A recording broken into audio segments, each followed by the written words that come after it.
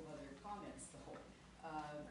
Yes, item number 2 on our, if we want to put links to health studies on our website, holy cow, let's look at a whole bigger picture of Lambton County health issues and the fact that we are in an area of horrendously poor air quality.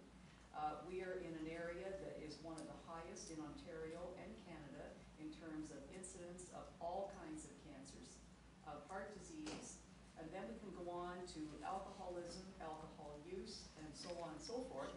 Were you around my house last night? Yeah. Is this your marketing strategy? I'm simply saying, we're going to pick and choose cell tower radiation when there's a whole host of other things. The data is there in black and white on county public health unit sources. I'm throwing that out there just as a comment. My last comment is regarding the wind turbines and what are we doing? What have we done?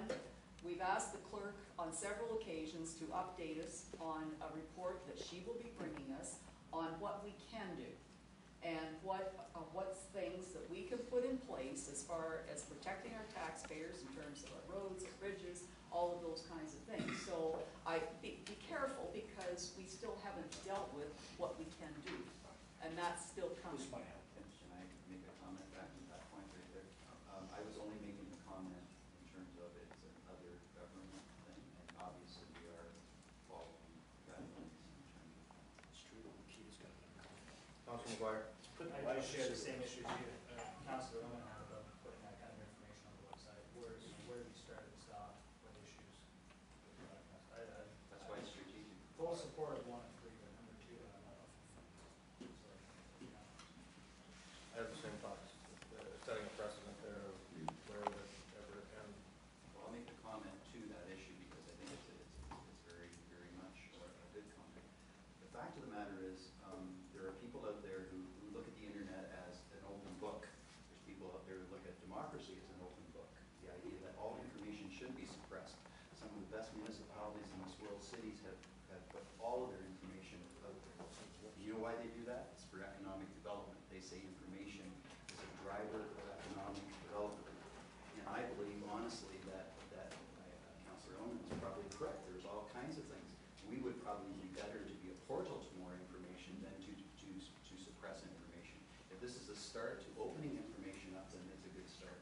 I think that the validity of putting anything out, yes, obviously, why just this? I mean, that's a pretty obvious, that's a canard. What we really have here is the fact that we should open up information if our citizens are asking questions. When somebody gives me a phone call and says, Russell, I didn't understand any of this, and I say, well, I didn't either until 2 months ago. I had to find the information.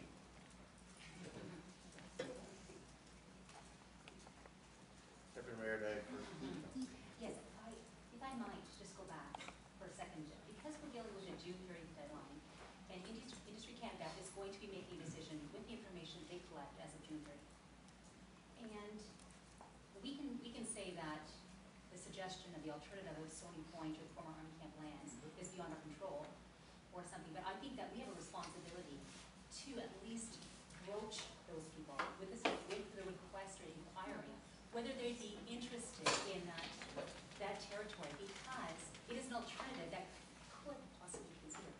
And it would fulfill all of the residents' needs as well as our own.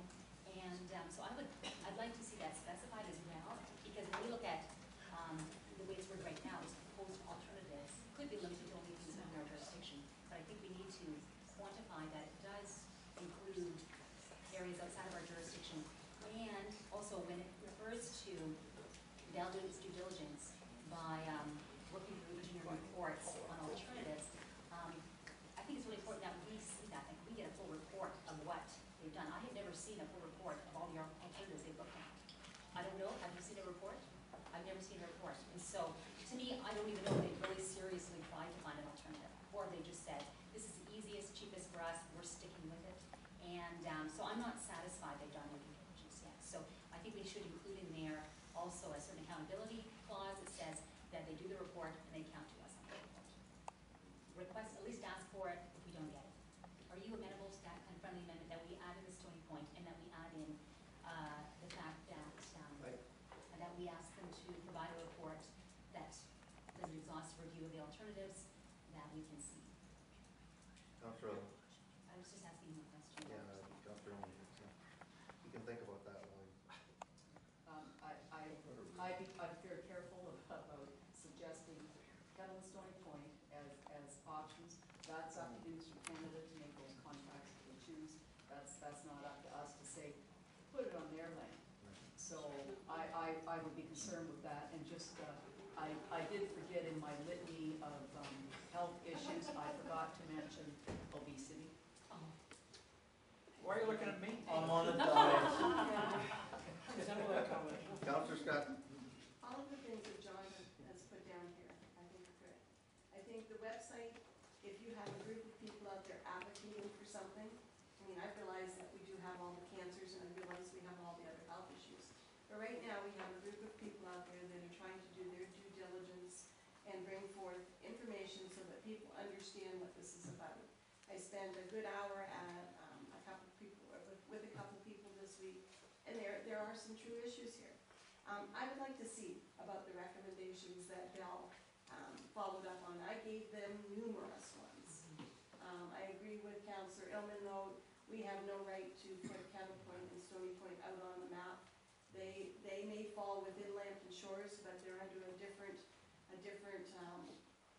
I guess Jurisdiction? So it would have to be done not on our side. Like, we can't go and ask that. Like, Bell Telephone is the one that has done the area searching. When they came to Port Franks, they found a location. They went to John and asked that gentleman if he wanted to do this, and he said yes. Did they do due diligence of Port Franks? I assume before they came in there, they had looked at the geographics and looked for an ideal location for them. And the first person they went to said yes, right? I myself personally gave them, I talked to our CAO and got suggestions from him. I gave them all kinds. Now, they told me they did the due diligence. I have no, I didn't get a report back. I got a word back saying, yes, we did. No, that won't work, or this will work. I tried to get them out of Port Franks. It was as simple as that. But CRTC does a lot of handling up there. And I think if we can put protocols or encourage the protocols that we have in place to be observed, and we're given the respect as a municipality that we should have, that they're not giving us, as well as Councilor Russell says, they're kind of doing a stick the thumb up sort of thing. So I think that's important, that we make them try to do that. Isn't that part of this recommendation? That's correct. We get all of Bell's information and we give Bell all of our information. Yeah, I think That's not really the- it's answered, I think, Councillor Scott's point. Number one, the necessary due diligence goes back to that mayor's question. We suggested alternatives originally. They looked at them and they basically said, we then did a motion of non-concurrence. If you remember our history on this, we did a motion of non-concurrence. The motion of non-concurrence basically said, we don't like your site. They immediately could have come back to us and said, we're going to really look at those alternatives. But they basically took the easy route. They went immediately to mediation with Industry Canada for their request. I think the due diligence we're asking, will we get it from you? I'm not sure if Industry Canada will let us do it. It will be determined through Carol's work that happens back and forth. Would it be nice that they do that? Yes, it would be nice, and I think it would be very, corporately, it would be good manners, actually. Will they do it? I don't think. Councillor Boston? Just very briefly in support of the entire motion here. This is put out by the Canadian Wireless Telecommunications Association, which is probably likened to the tobacco industry putting out a thing that takes you to smoke. Sorry, boys, I know you're on the side.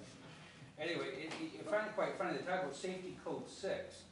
And in fact, we're dealing with Industry Canada. That's what we're dealing with, is a big corporate entity here. It says, in fact, Industry Canada requires all proponents and operators of radio installations to ensure that all sites comply with Safety Code 6 at all times. And then below, in smaller font, it says, however, the validity or adequacy